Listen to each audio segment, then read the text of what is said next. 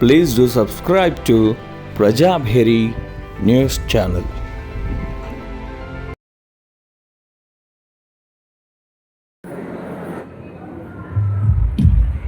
बोल बजरंगबली की जय।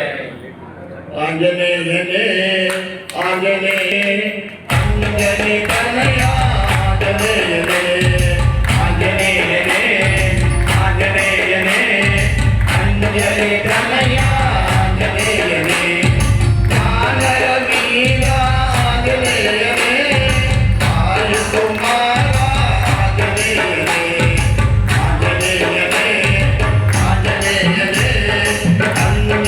कन्हैया आंजनेयने।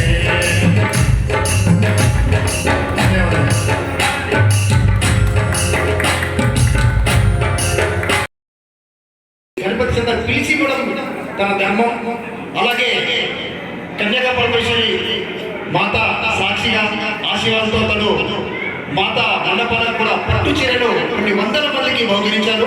శ్రీ ధన్పాల్ సురాజన్ గారు ప్రముఖ వైశ్యుడు, వ్యాపారవేత్త. ఇటు వ్యాపారంలోనే కాకుండా అటు రాజకీయంలో అరంగేటం చేసిన మన నిజామాబాద్కే గర్వకారణం మన శ్రీ ధన్పాల్ సురాజన్ గారు. శ్రీ శ్రీ శ్రీ వాసవి కన్యకా పరమేశ్వరి దేవాలయ కమిటీకి విచ్చేసిన మన ధన్పాల్ సురాజన్ గారిని చిట్టి సందేశంతో పాటు అందరి అభిప్రాయం పాట పాడుకుంటారా? సో ఖచ్చితంగా పాట పాడాలి మా అందరి కోరిక సార్. మాతాకి నవదుర్గ మాతాకి కన్యకా పరమేశ్వరి మాతాకి.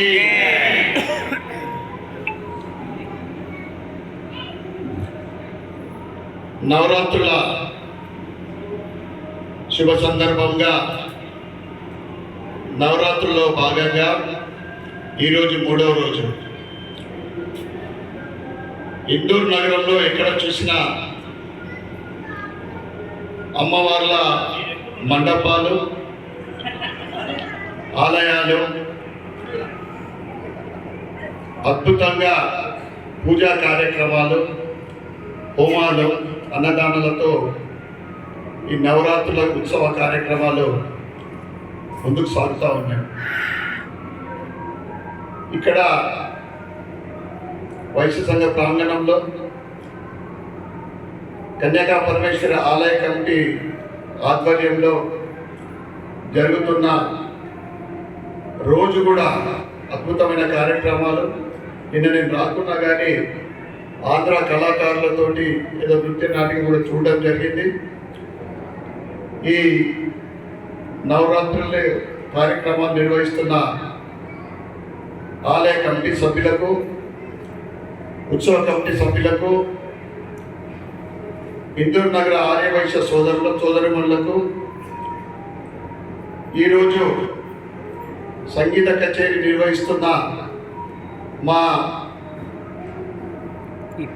వారి తాత అంటే 40-50 సంవత్సరాల కుటుంబంతో మా మధుబాబు బృందానికి మధుబాబు బృందానికి మధుబాబు ఆర్కెస్ట్రా సుమారు నేను అనుకుంటాను 35-40 సంవత్సరాల క్రితము ఒక ఆర్కెస్ట్రా కూడా మా తమ్ముడు వేణు రిసెప్షన్లో కూడా మనం ఆర్కెస్ట్రా పెట్టడం జరిగింది. అందరికీ కూడా నవరాత్రి పండుగ మరియు దసరా పండుగ శుభాకాంక్షలు, శుభాభినందనలు.